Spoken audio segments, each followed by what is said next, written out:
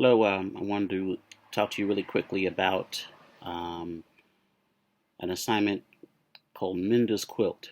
Minda's Quilt. I want to give you a quick introduction to it and then walk you through what I want you to take from Minda's Quilt. Um, Minda's Quilt is an interesting story, I think, on a lot of levels. It involves quilting. If any of you are familiar with quilting, there's some resources about quilting and its overall significance that I can attach um, online for you as some background. But this quilt in particular has a very interesting story to it, and I wanted to kind of walk you through that story. Minda's quilt is from the early 90s. What it actually is an art installation by an artist out of Los Angeles, a lady who recently passed away. And the story, I think, is really helpful for our purposes, useful for our purposes in terms of the analysis, especially of African American history and oral culture and imagined community, tipping point and such. So I want you to think about our class concepts, think about the types of analysis that we're trying to make as we think about Minda's quilt and its significance. Think about the concepts of imagined community in particular and how community is created in a number of ways. That community can be created in a number of ways as we have seen and are seeing. Um, in this case, this was literally a quilt that was displayed in museums and such.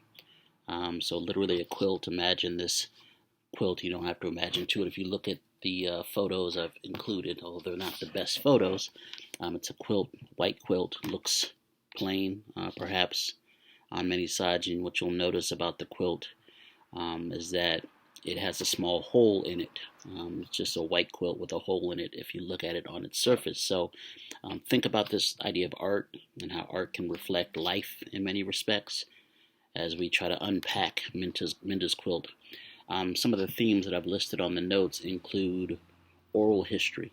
This quilt is going to tell a particular story, and as we know, African and African American history and culture is very much an oral culture. Some societies chose not to write down certain histories at certain times in their history, and instead they had oral historians, griots, and others that would pass down the traditions and the history from one generation to the next.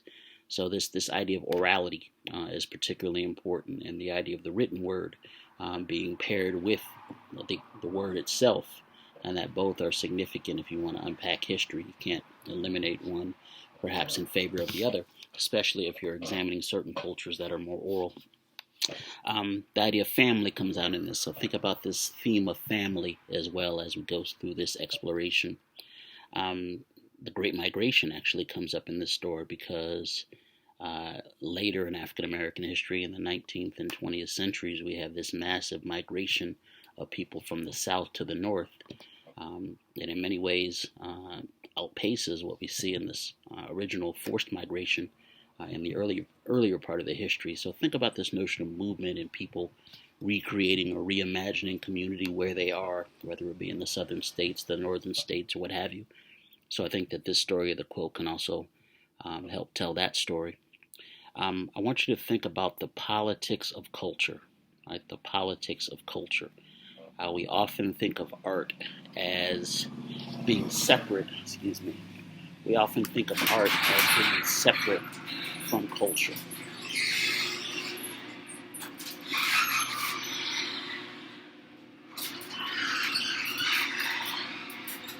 And I want you to think about how that's not always the case and often isn't the case at all. Think about the political role of culture, how African American culture in particular has always been political. So Minda's quilt can help tell that story as well. It's a story of survival. It's a story of humanizing oneself in a system that tries to dehumanize you. And it's a story of culture and passing down of culture. So think about all these things as we introduce this subject of Minda's quilt. Perspective. Right? One of the themes that we explore in this class is the theme of perspective, looking at things from multiple perspectives, multiple sides, and this is a good example of that because Minda's quilt has two sides, as we will soon see. Gender. Black women's experiences are often different than black men's experiences, and so what we want to try to do to get the richest picture possible is to explore multiple perspectives in order to put the pieces of the puzzle back together again in a way that makes sense, the way that makes the most sense, and we can learn the most from it.